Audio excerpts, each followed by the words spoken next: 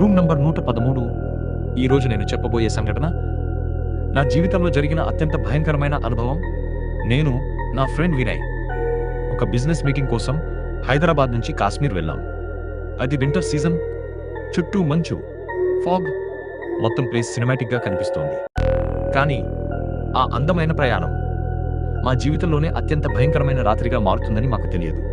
Airport నుంచి హోటల్కి వస్తుండగా మధ్యలో హెవీ స్నోఫాల్ మొదలైంది. రోడ్ పూర్తిగా ఎంటీ అయిపోయింది. అప్పుడే డ్రైవర్ షార్ట్కట్ కోసం ఒక ఓల్డ్ రోడ్లోకి తీసుకెళ్లాడు. కొద్దిసేపటి తర్వాత రోడ్ పక్కన ఒక పాత శ్మశానం కనిపించింది. అక్కడ కొన్ని లైట్స్ వెలుగుతున్నాయి. వినయ్ క్యూరియాసిటీతో కార్ ఆపించాడు. నేను వద్దు అన్నా. అతను 2 నిమిషాలు మాత్రమే అంటూ దిగిపోయాడు. శ్మశానం మొత్తం మంచుతో కప్పబడి ఉంది. అక్కడ ఒక పాత సమాధి దగ్గర ఎవరో నిలబడి ఉన్నట్టు నాకు కనిపించింది. తెల్లని దుస్తులు, ముఖం క్లియర్గా కనిపించలేదు. నేను వెంటనే వినయ్ని పిలిచాను.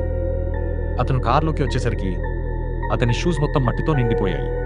కానీ మంచు ఉన్న చోట మట్టి ఎక్కడి నుంచి వచ్చిందో అర్థం కాలేదు. కొద్దిసేపటి తర్వాత మేము హోటల్కి చేరుకున్నాం. మేనేజర్ మాకు రూమ్ నంబర్ 87 ఇచ్చాడు. కానీ హోటల్ కారిడార్ మొత్తం డిమ్ లైట్స్తో చాలా క్రీపీగా ఉంది. లిఫ్ట్ పని చేయడం లేదు. అందుకే స్టేర్స్లో పైకి వెళ్ళాం. అప్పుడే ఒక హోటల్ స్టాఫ్ లాంటి వ్యక్తి మమ్మల్ని చూసి స్లోగా అన్నాడు, మీ రూమ్ ఈ వైపు. అతని ముఖం ప్రాపర్లీ కనిపించలేదు. మేము కూడా అలసటతో అతని వెంట వెళ్ళిపోయాం. అతను ఒక డోర్ను ఆగి తాళం తిప్పి డోర్ తెరిచాడు. డోర్ మీద నంబర్ 13 ఉంది. కానీ మేము అది గమనించలేదు. ఆ రూమ్లోకి వెళ్ళినప్పటి నుంచి నాకు చాలా అనీజీగా అనిపిస్తోంది. గది చాలా చల్లగా ఉంది. కిటికీ బయట శ్మశానం కనిపిస్తుంది. రాత్రి దాదాపు 2 గంటల సమయంలో బాత్రూంలో ట్యాప్ తానుగా ఓపెన్ అయింది. అప్పుడే వినయ్ ఒక్కసారిగా నన్ను లేపాడు. రాహుల్, బయట ఎవరో నడుస్తున్నట్టు ఉంది. మేమిద్దరం సైలెన్స్గా విన్నాం. ఆ అడుగుల శబ్దం నెమ్మదిగా మా రూమ్ దగ్గరకు వచ్చి ఆగిపోయింది. నేను స్లోలీ డోర్ దగ్గరకు వెళ్ళి పీప్హోల్లో చూశాను. బయట కారిడోర్ ఎంటీగా ఉంది. కానీ ఫ్లోర్ మొత్తం తడిమట్టి ఫుట్ ప్రింట్స్ కనిపిస్తున్నాయి. అవి స్ట్రేట్ మా రూమ్ లోపలికే వస్తున్నాయి. అప్పుడే వినయ్ ఒక్కసారిగా అరవడం మొదలుపెట్టాడు. నేను వెనక్కి తిరిగి చూసేసరికి మిర్రర్లో మా వెనక ఇంకొక వ్యక్తి రిఫ్లెక్షన్ కనిపిస్తోంది. మట్టి పట్టిన ముఖం. కానీ మేము వెనక్కి తిరిగేసరికి అక్కడ ఎవరూ లేరు. ఆ రాత్రంతా మాకు అసలు నిద్ర పట్టలేదు. ఉదయం అయ్యాక వెంటనే మేనేజర్ దగ్గరకు వెళ్ళి జరిగిన విషయం చెప్పాం. మొదట అతను కన్ఫ్యూజన్గా చూశాడు. తర్వాత బుకింగ్ డీటెయిల్స్ చెక్ చేసి షాక్ అయ్యాడు. మీకు ఇచ్చింది రూమ్ 87, 113 కాదు. మేము వెంటనే కీ చూపించాం. మేనేజర్ ముఖం ఒక్కసారిగా మారిపోయింది. అతను స్లోగా అన్నాడు, రూమ్ 113? అది 4 సంవత్సరాల నుంచి లాక్డ్ ఉంది. ఆ రూమ్కి ఎవరిని పంపం. మా గుండెల్లో ఒక్కసారిగా భయం మొదలైంది. మేము వెంటనే పైకి వెళ్ళాం. కానీ అక్కడ రూమ్ 113 అనే డోర్ అసలే లేదు. ఆ ప్లేస్లో ప్లేన్ వాల్ మాత్రమే ఉంది. నేను వెంటనే గత రాత్రి మమ్మల్ని తీసుకెళ్లిన స్టాఫ్ గురించి అడిగాను.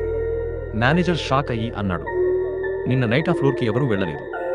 ఆ మాట విన్నాక నాకు ఒకసారిగా శ్మశానం దగ్గర చూసిన ఆకారం గుర్తొచ్చింది. అప్పుడే వినయ్ షూస్ చూసాం. ఇంకా ఫ్రెష్ మట్టి అలాగే ఉంది. కానీ అది నార్మల్ మట్టి కాదు. దాంట్లో చిన్న చిన్న ఎముకల పీసెస్ ఉన్నాయి.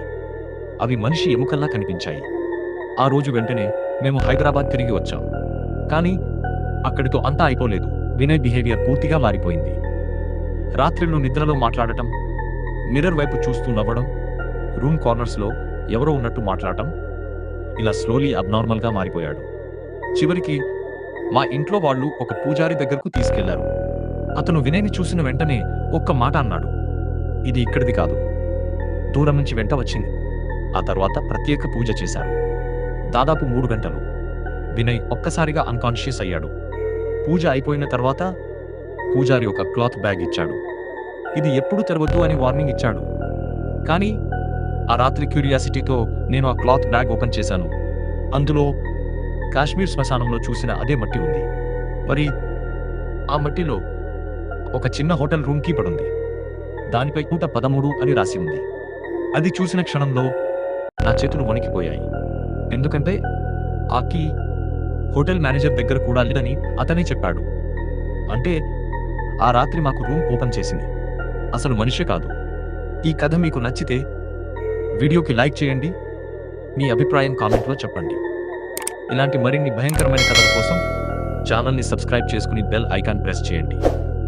మరి రూమ్ నంబర్ 113కి పార్ట్ 2 కావాలంటే కమెంట్స్లో తప్పకుండా చెప్పండి.